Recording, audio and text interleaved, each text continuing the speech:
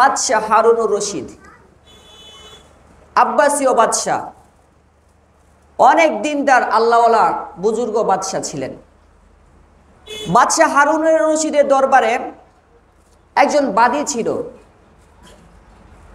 বাদীটা খুবই কালো ছিল, অসুন্দর দেখতে। আমরা সুন্দর মানুষ সবাই পছন্দ করি, তাই না? অসুন্দর মানুষকে অনেকে পছন্দ করে না, এটা ঠিক না। সুন্দর অসুন্দর সৃষ্টিকার আল্লাহ সৃষ্টি করেছে না? আল্লাহ সৃষ্টিকে কেউ যদি অপছন্দ করে তাহলে সে গুনাহগার হবে। কি হবে? সে গুনাহগার হবে। নাম নিয়ে মস্কারা করে। কেউ অসুন্দর হলে আবার তাকে বলে যে কাল্যা, কয় কাল্যা, অনেকে বলে, দিকে আমি শুনি কালো। এটা ঠিক না, অনেক বড় অপরাধ এটা।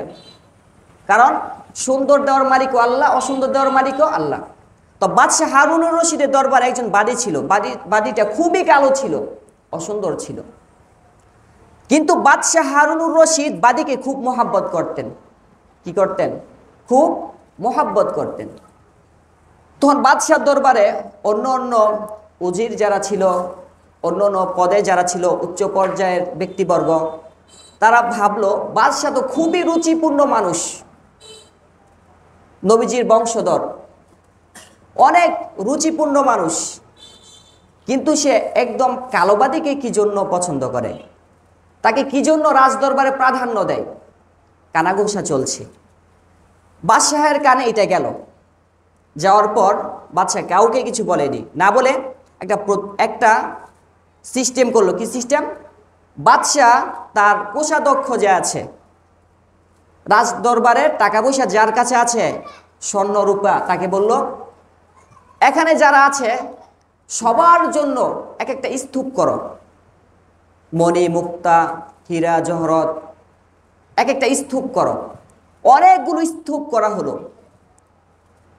তারা তো কেউ বুঝতেছে না বাদশাহ কি করবে এগুলো দিয়ে। তারা অবাক হয়ে তাকিয়ে আছে। স্তূপ করা হলো।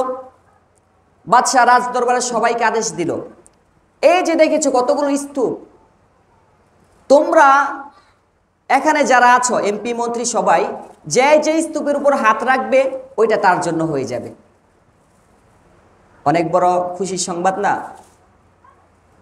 এই অর্ডার পাওয়ার পরে এক একটা মন্ত্রী, এক একটা উজির নাজির যারা আছে সবাই এক একটা স্তূপের উপর হাত দেওয়া শুরু করলো। আর কালো যে বাদীটা, সে কোনো স্তূপের উপর হাত দেয় না, সে বসে আছে তার নিজ স্থানে। তখন এমপি মন্ত্রীরা বলতেছে, আসলে এই বাদীটা একটা বেকুফ, আসলে বেকুফ, সে কোনো স্তূপের উপর হাত দেয় না।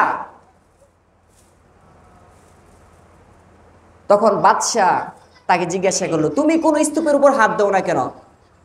স্বর্ণ রূপার কত বড় বড় স্তূপ, একটা স্তূপের হাত দিলে তো তোমার 14 পিঁড়ি পর্যন্ত খেয়ে শেষ করতে পারবে না।